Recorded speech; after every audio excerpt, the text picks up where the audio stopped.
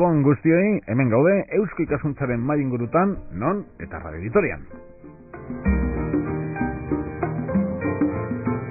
Muy buenas noches y bienvenidos a una nueva tertulia de Eusko Ikaskuntza, Sociedad de Estudios Vascos en Radio Vitoria. Hoy con un tema interesante en la historia reciente de Vitoria-Gasteiz.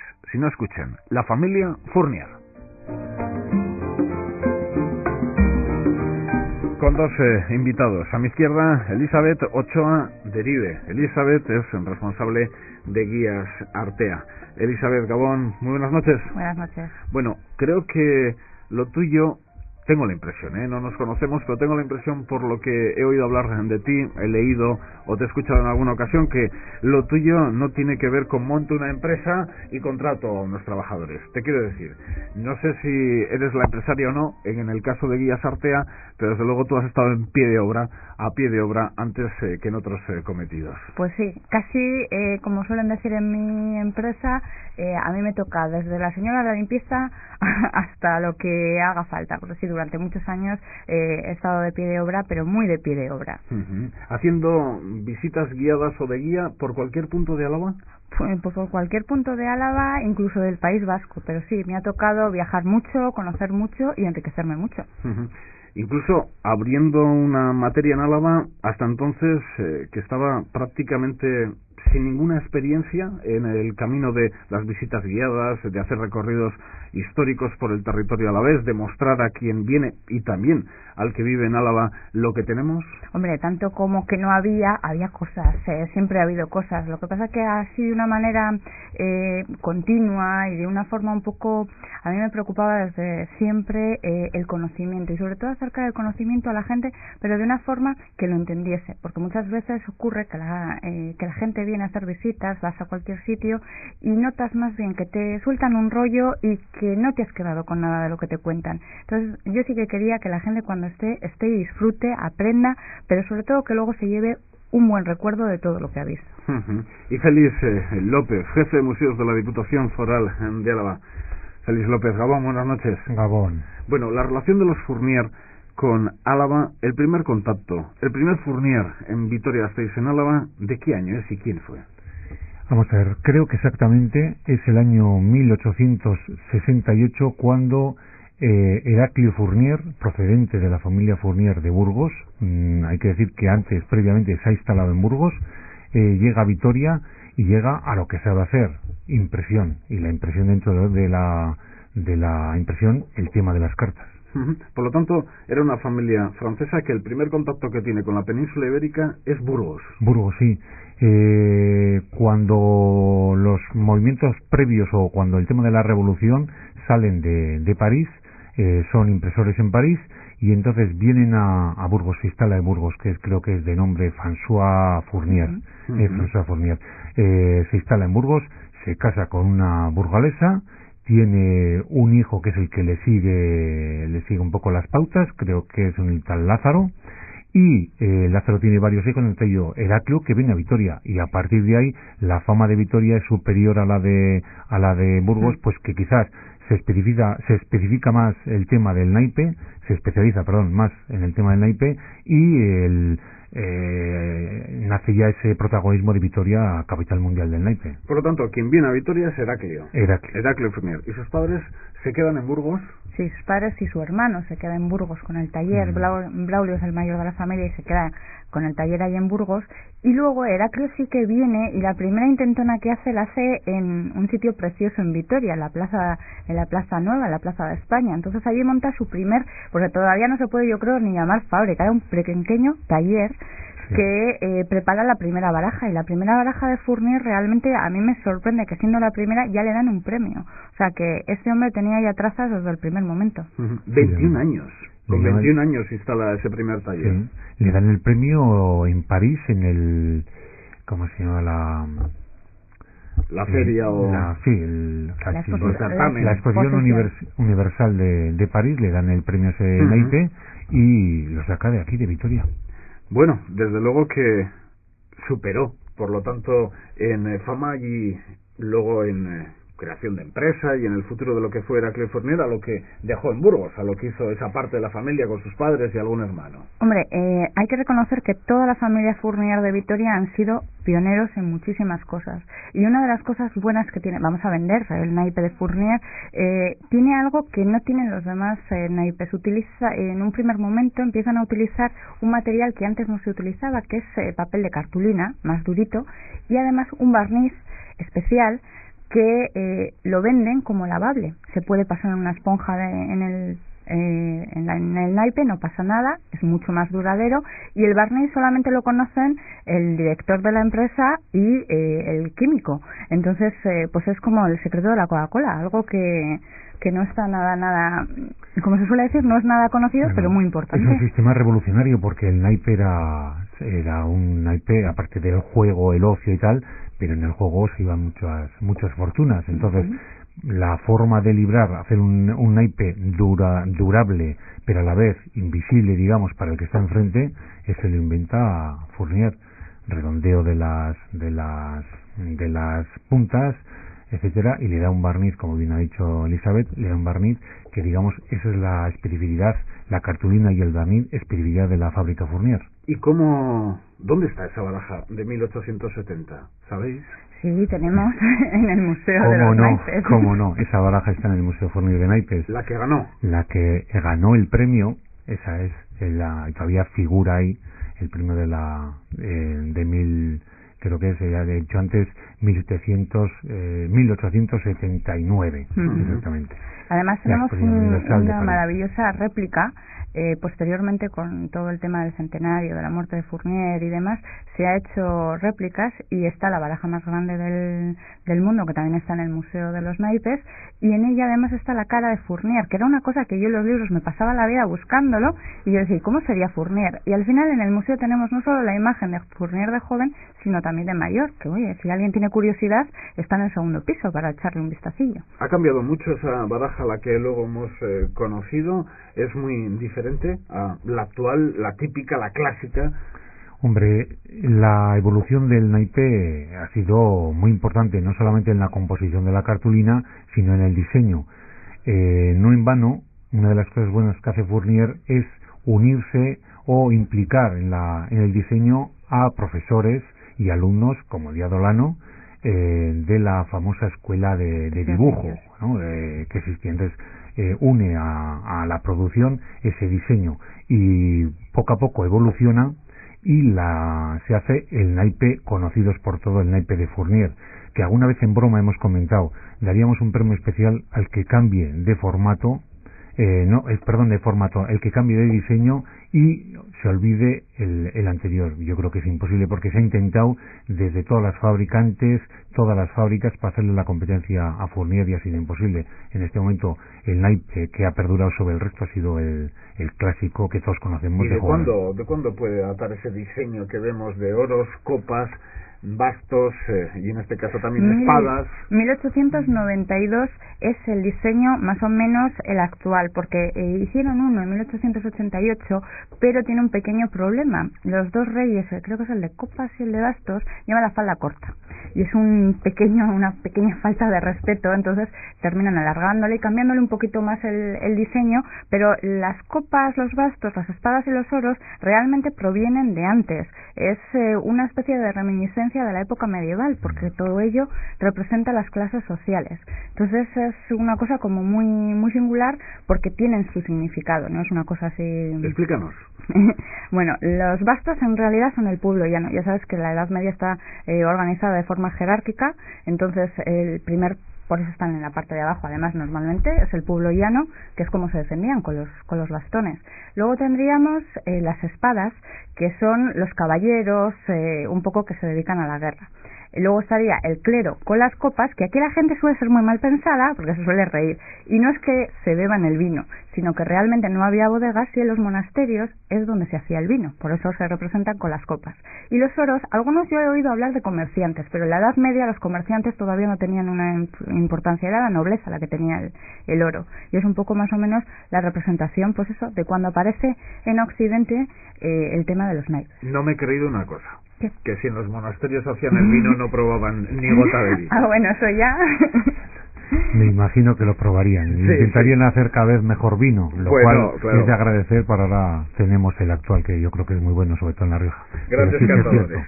Pero claro, a raíz de Heraclio Fournier, que sí que es una, digamos, una imagen que todos tenemos claro en Vitoria-Gasteiz, porque su nombre ha llegado a la industria, ha llegado a nuestros días, tan relacionada con el barrio de Adurza, por lo menos durante estos días. Luego iremos con la evolución de la empresa.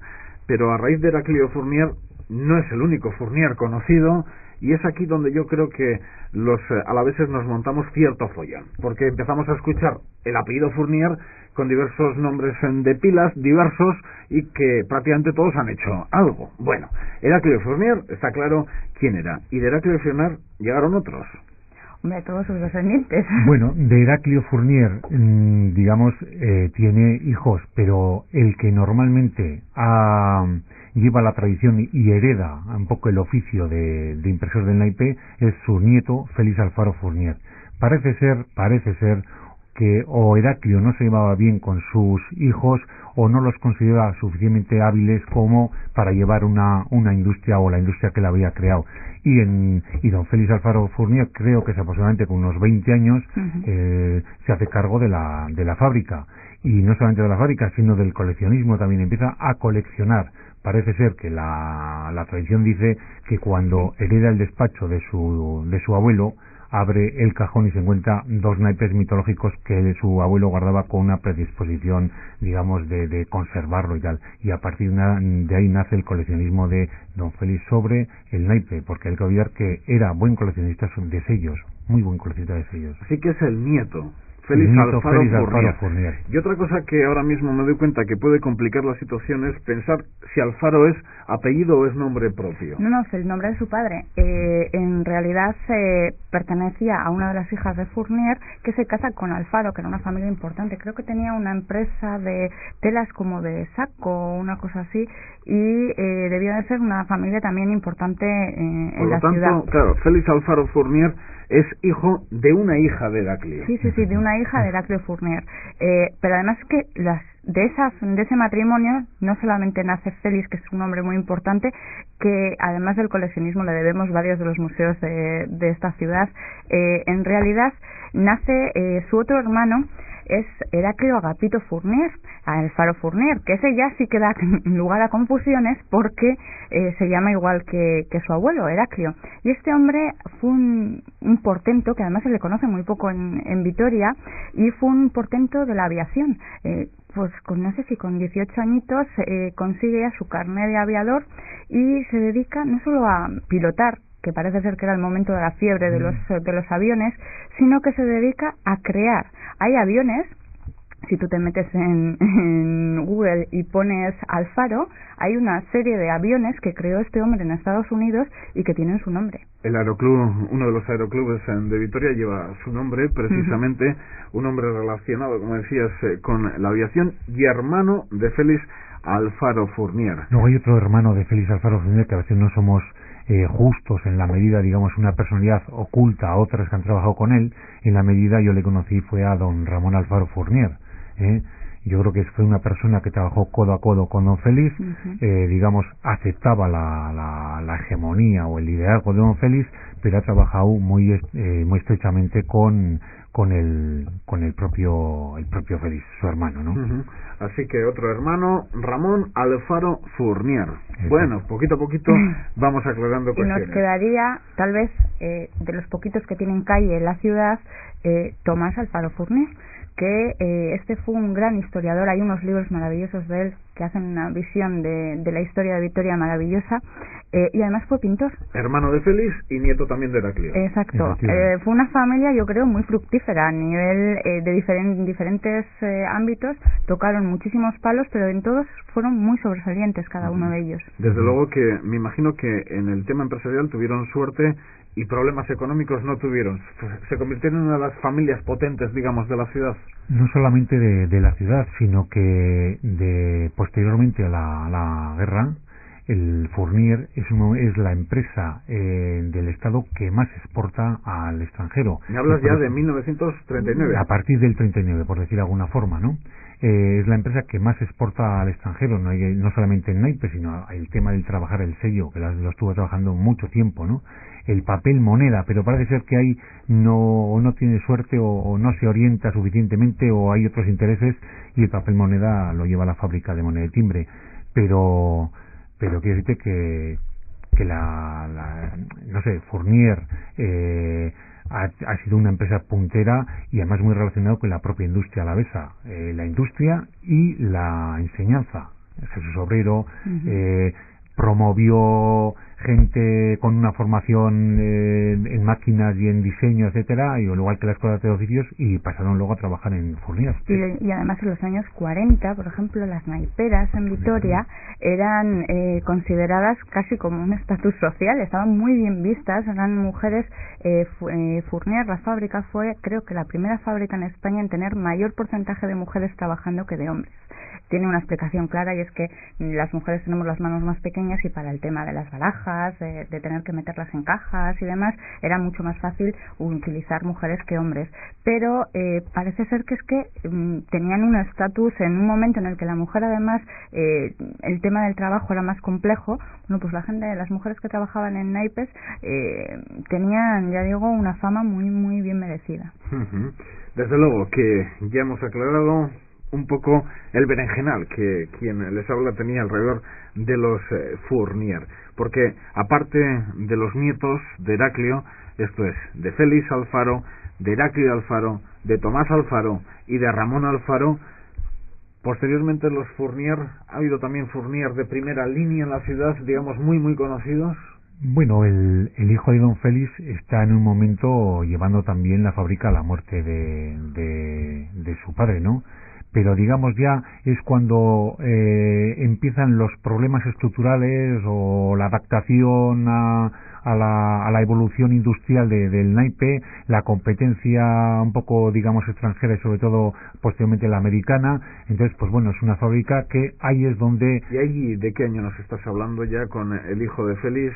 Pues los años 60 en adelante, 60 o 80. Hasta el punto que ahora mismo la mayoría, creo que de las acciones de la empresa Fournier no están en posesión de la familia, sino que es una multinacional, es una empresa... Sí, es americana, la UPS, algo así. United States, Playing Car. Compra lo que es Fournier y luego se divide, perteneciendo a las acciones mayoritarias de esta empresa americana, separa lo que es la industria de la impresión de la industria del naipe. Primero decae la industria de la impresión y la del naipe parece que subsiste todavía, parece ser que con buen... Egoheim, efectivamente, con buena proyección, vaya, es la noticia que yo tengo, ¿no?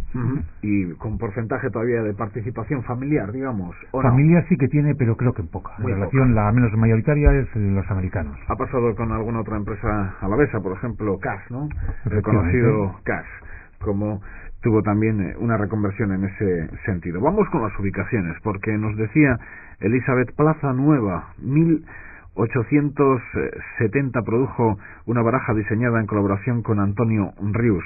El taller en la Plaza Nueva, por lo tanto, de Vitoria-Gasteiz. ¿Qué otras ubicaciones tuvo a partir de aquel primer taller? Luego se trasladó a, como conocemos nosotros, la parte de Manuel Iradier con calle Fueros, directamente. La famosa cúpula y la imagen además que aparece en las cartas. La fábrica antigua de Fournier es precisamente esa. Luego ya pasamos al cruce de Manuel Iradier con Fueros. Sí. Esa esquinita, exactamente.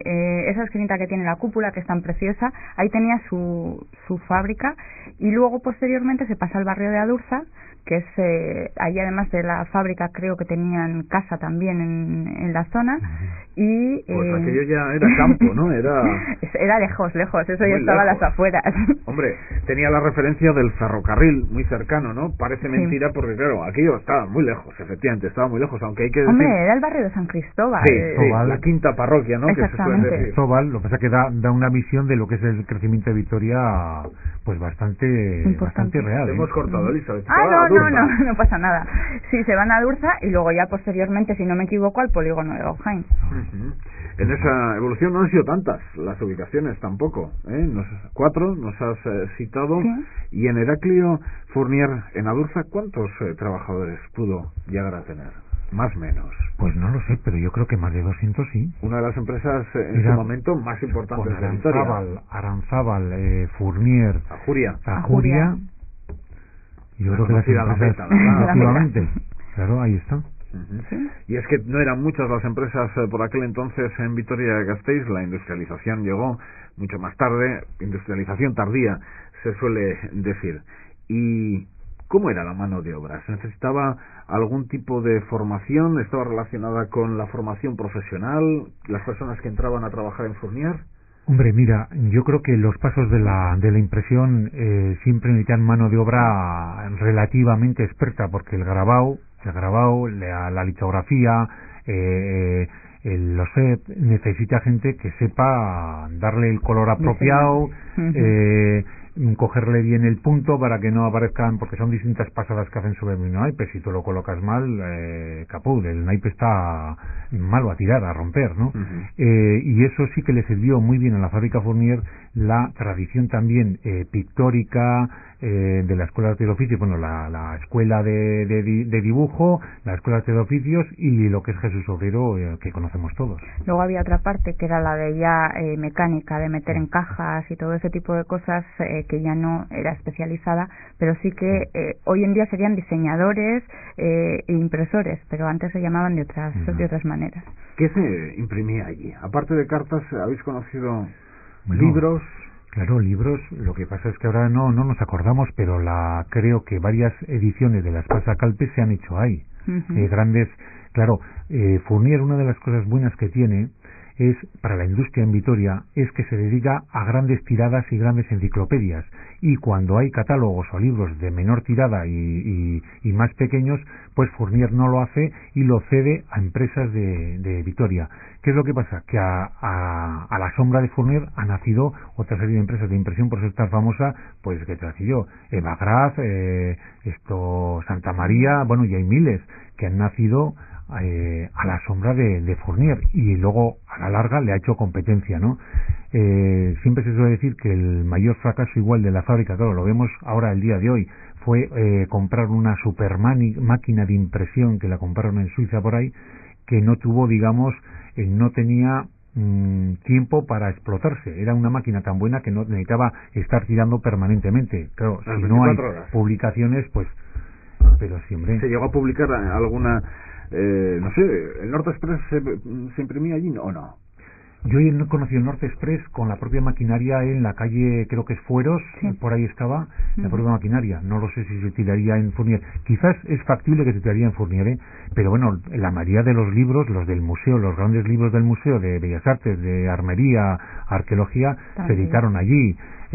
Bueno, era el lujo en la impresión, por decir de alguna forma, ¿no? Pero también hay que decir que eran impresores de sellos. No muy solamente coleccionista, los sellos, ha tirado sellos pues para la gran mayoría de los países también, ¿no? Y decías que los norteamericanos han hecho la división entre impresión y lo que es barajas. En este sentido ya no se imprime en Álava, en Vitoria-Gasteiz, o sí que se hace también en Gojain. Dices lo de libros, impresión de libros. Sí. No. Ya nada. Libros estaban en Puente Alto, efectivamente la fábrica, lo que es la impresión de libros, lo que es la llevaron a Puente Alto y ya se ha cerrado. Hace ya unos años está cerrada la fábrica. Y la de naipes pasó a Gojain, que es la que, digamos, ha tenido o mantiene la tradición. ¿Algún político también de primera línea trabajó en Fournier? Bueno, yo personalmente, estando en la Diputación, tuve un director, Armando Llanos, director de Cultura, que efectivamente era empleado de Fournier y bueno, y trabajó en el diseño, la técnica de impresión y todo ese tipo de cosas. Un excelente dibujante, además. ¿Y si le das vueltas a la cabeza a algún otro político no te sale? Es que yo no me atrevo a tirarme a la piscina. No me atrevo a tirarme Ahí va, pues a la piscina. ahora me pillas en Osai, pero no lo sé, no. Félix, te lo digo luego. A ver, me puedo equivocar, ¿eh? Pues muchas gracias. Por eso no digo nada, por si acaso, porque sí, muchas equivocaciones de las gordas, ¿eh? Sí. Bueno, pues bueno, desde luego... sí, hombre, sí, un gran... Ahora en nuestro presidente del Parlamento, del Senado, perdón. Javier Rojo, efectivamente, sí, señor. Javier Rojo. Yo le he conocido cuando éramos chavales como líder sindical de la UGT, etcétera. Hay una historia, efectivamente trabajaba en Fournier. Imagínate, una de las autoridades más importantes del Estado, trabajador de Heraclio Fournier, Javier Rojo. Yo no me atrevía, porque no tenía totalmente seguro y cerrado. Sí, hombre, era creo que de oficio linotipista, ¿no? Perfecto. Bueno, familia Fournier, y vamos con otra cuestión que yo creo que también hay algo que contar, Félix, y que desde luego tienes conocimiento de primera mano. La relación que han tenido los Fournier con los museos de la ciudad. La familia Fournier no solo está relacionada con el Museo de Naipes, hay más. Sí. Mira, yo creo que es básico entender la figura de don Félix como coleccionista. Entonces, ya hemos dicho que anteriormente, antes de empezar con los naipes, parece ser que yo le he oído a don Ramón Alfaro Fournier, su hermano, le oí varias veces que coleccionaba antes sellos, y que tenía en sellos, se habla de varios países, incluidos los de España, una de las mejores colecciones o más completas que había, ¿no? Pero también colecciona como amante un poco, es que a veces el patrimonio, el arte, la cultura en general, pues conlleva que no te especialices en una cosa, sino que cojas otras, como el arte en general. En Bellas Artes hay varias obras donadas por don Félix Alfaro Fournier, perteneció al Consejo de Cultura de la Diputación Foral de Álava. ¿Se convierte en un mecenas? Sí, efectivamente, yo creo que podemos decir del primer mecenas, con comillas, de esa época que existe en Álava. Es de los pocos empresarios que tiene una empresa que va boyante, que tiene una inquietud cultural fuerte y que se transmite en la creación de estos museos, como fundamentalmente el de Armería. La colección de Armería era íntegramente suya, ¿no? Y luego la dona a la Diputación Foral de Álava. Los naipes es lo mismo, pasó a la Diputación Foral de Álava, fue con la primera crisis de la empresa. ¿Pero tenías puesto en Heraclio en Aldurza? Sí, yo le he conocido una sala de naipes donde tenía una selección, y bueno, si llamabas te abría, lo atendía una mujer, creo que es Marisa se llamaba, que será secretaria suya, y te abría, lo veías y bueno, pues encantado, ¿no? Era la primera colección, digamos, abierta al público, entre comillas. ¿Quién le dijo, Félix, a este hombre, esta colección, Heraclio, la tenemos que sacar de aquí, tenemos que hacer un museo del naipe? ¿Quién le dijo, pero qué colección de armas tienes? Esto también puede ser un museo. ¿Sabes, en el día a día de lo que fue aquella Diputación Foral de Álava, quién tuvo relación con él? Mira, cada una tiene un apartado distinto. La de Armería, la colección de Armería, ya te digo que pertenecía al Consejo de Cultura, y el Consejo de Cultura compraba cosas, pero luego él personalmente también compraba cosas para él, que es el caso de las armas.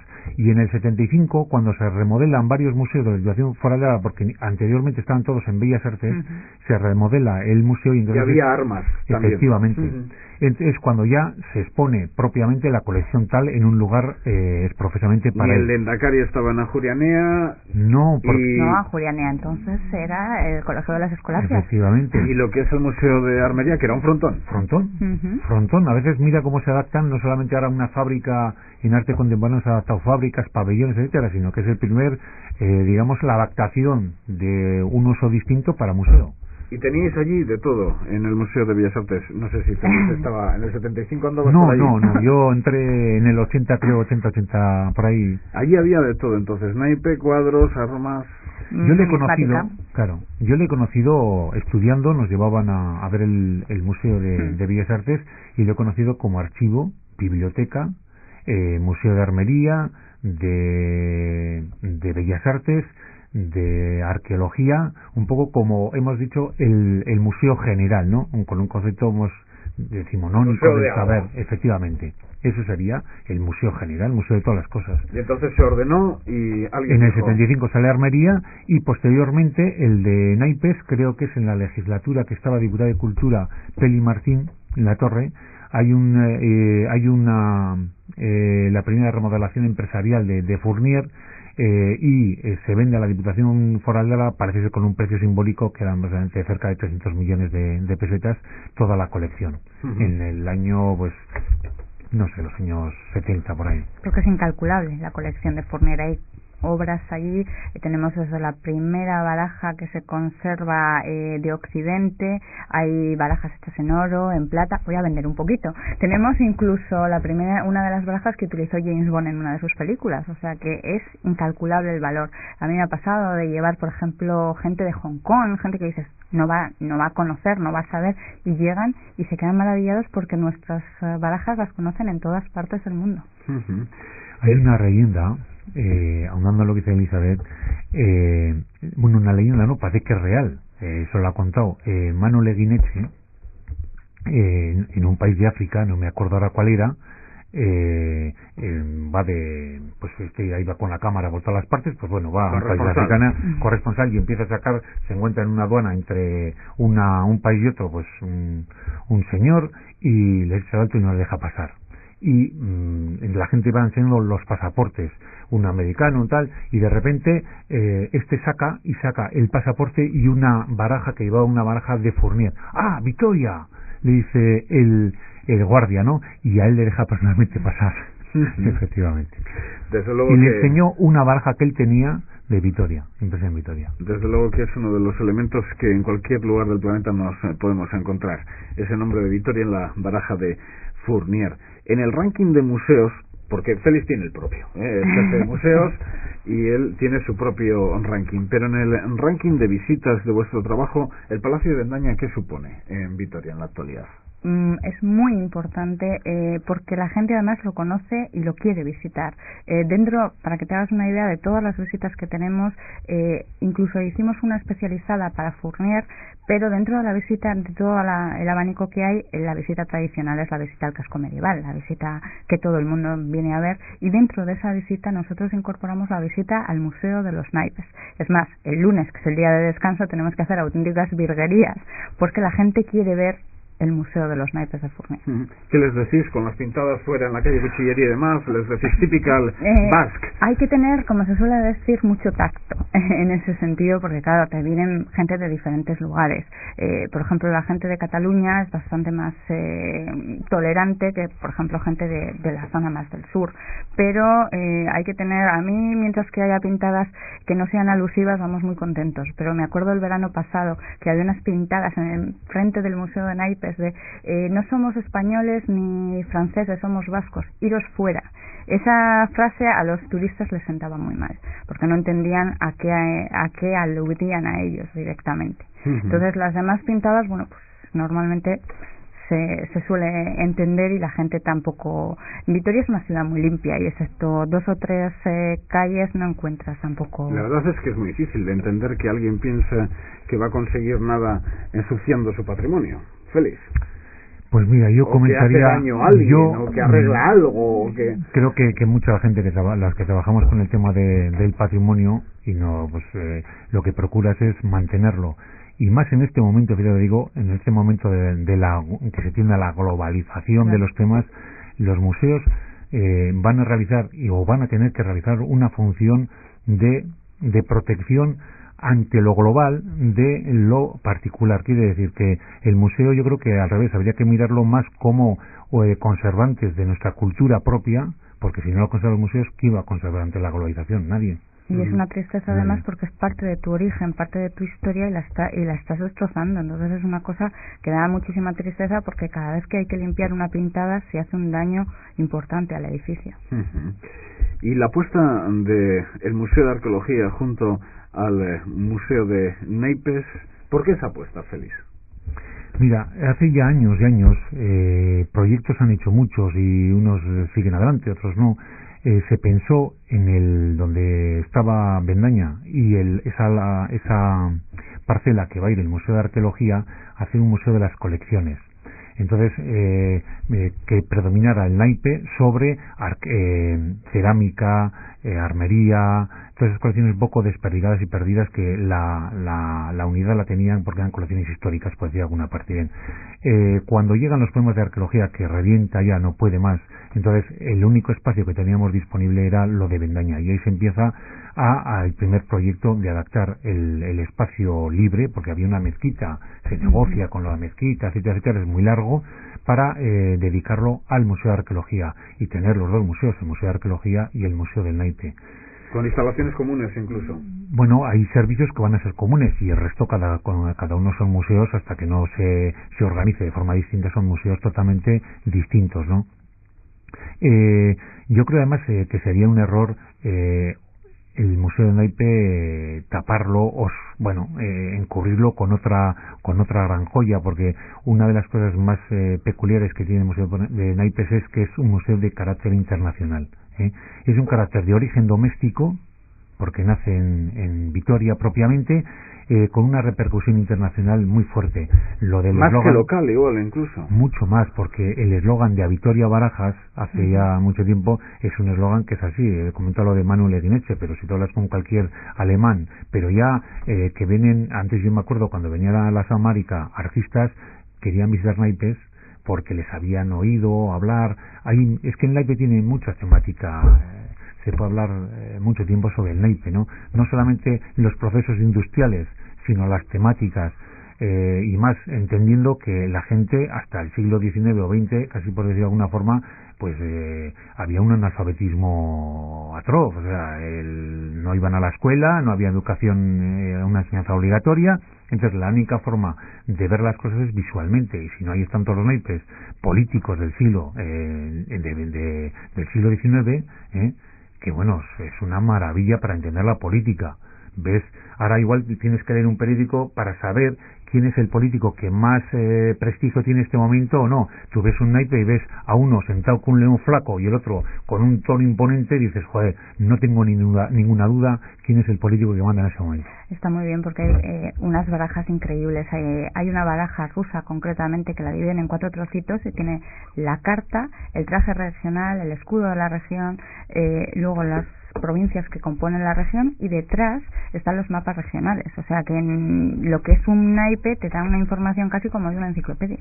Estás deseando, Elizabeth, de ver el Museo de Arqueología junto al Museo de Naipes. ¿Crees que va a representar pues un nuevo impulso, digamos, para nuestro patrimonio y para la cultura en general? Yo siempre indico que primero de los que vivimos y de las personas que nos visitan. Por supuesto, porque es una zona que se visita mucho, en la que se entra mucho, y a nosotros particularmente se nos pone dentro del recorrido habitual, lo cual quiere decir que vamos a poder ampliar y ver otras cosas, teniendo en cuenta la gran cantidad de yacimientos y de restos que se han encontrado recientemente. Es una auténtica maravilla, porque es parte del legado de todo Álava. Los de las pintadas, pues igual hay que explicarles en la entrada que si todo va bien vamos a saber mucho más sobre el origen del euskera, por ejemplo en Álava, no sé si lo entenderán, claro.